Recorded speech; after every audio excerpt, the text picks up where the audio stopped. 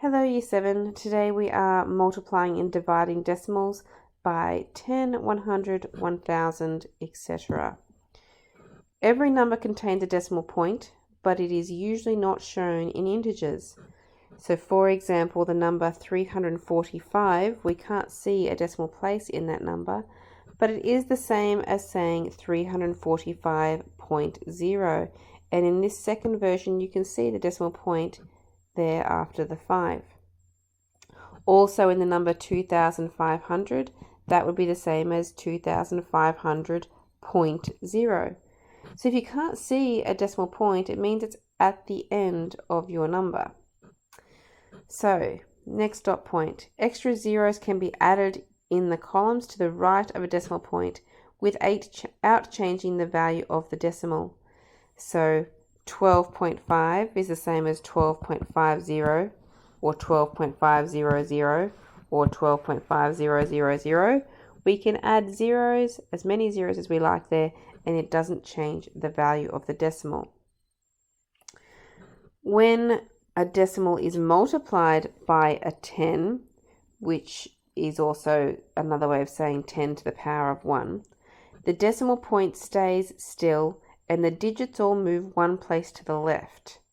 However, that is a little bit confusing. It is actually much easier to visualize the decimal point moving one place to the right.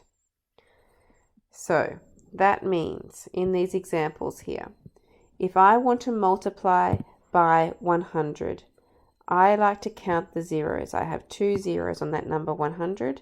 So to multiply by 100, I want to jump my decimal place over 2 places, making that number bigger, which means 2 places to the right. So 1, 2, push that decimal point between the 3 and the 2. Now my answer will only have one decimal point in it. The one that was up here between the 6 and the 5 has moved, so I don't write it anymore. So I have 3, 6, 5, 3.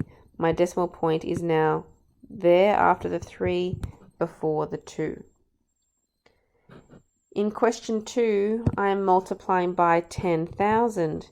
Now 10,000 has 4 zeros, which means I need to jump 4 places to the right, making that number bigger. Now I can only jump 2 spots, 1, 2, before I run out of numbers to jump.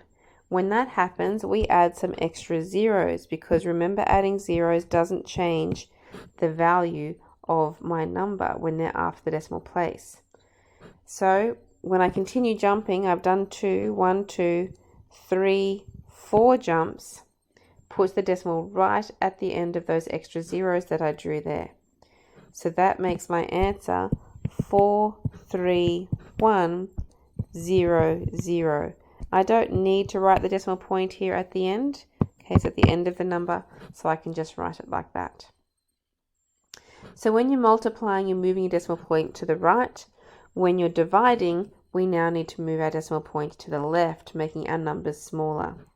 So dividing by 10, 10 has 1 0, so that means I want to jump my decimal point back one place. So it will become 26.815. Dividing by 1000 has 3 zeros, so I want to go 3 places to the left. Now I can only jump one spot to get over that 7. I'm going to need to put zeros in front of that. It's a bit tricky to see with my other numbers in the way. Let me just get rid of those and you can see it a little bit more clearly. If I put some zeros in here, we can go 1 jump over the 7, 2, 3 jumps, puts my decimal point way up there, making my answer 0.00782. Question 5, I want to multiply 567 by 10,000. So that is 4 zeros. Now I can't actually see a decimal point in this question, so remember that means the decimal point is here at the end. I would need to jump 4 places, making that number bigger, but there's nothing to jump. So basically I just need to add zeros for every number that I need to jump. So 5, 6, 7, that was my starting number. I will need to add the 4 zeros to the end of that. 1, 2, 3, 4 for the 4 jumps that decimal place needs to make. In question 6, I also can't see the decimal place, so it will be sitting here at the end. I'm dividing by 1,000, dividing, which means I need to go to the left, and I need to do 3 jumps. So that will be 1, 2, then I'm going to have to put a 0 here for my 3rd jump. So it would be 0.023. We like to make sure we have that 0 in front just to emphasize where the decimal point is. Okay, let's have a look at question 7. Now, to do this, I'm going to have to be careful that I follow order of operations. Now, to follow order of operations, I need to do those brackets first. Now, inside the brackets, there is 2 operations. There's a multiply and a subtract. And again, order of operations says that I should do the multiplication first. So, I want to multiply the 4.3 by 10. That's the first step.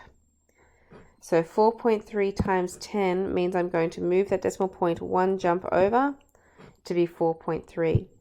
So if I show all my working out, I still have 426 divided by 100 plus 10, then bracket 4.3 minus 1.6.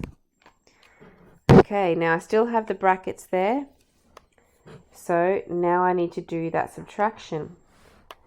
So 4.3 minus 1.6, you might be able to do that in your head, or you can use your calculator to help you do that little subtraction if you need to. It is 2.7.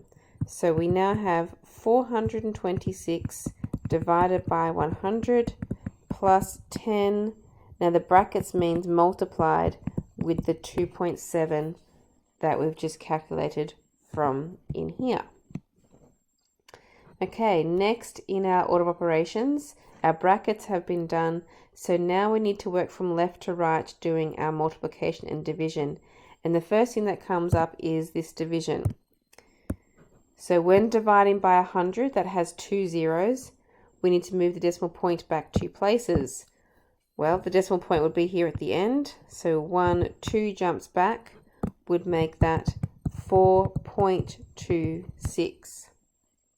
Okay, I haven't done anything with these numbers down the end here yet.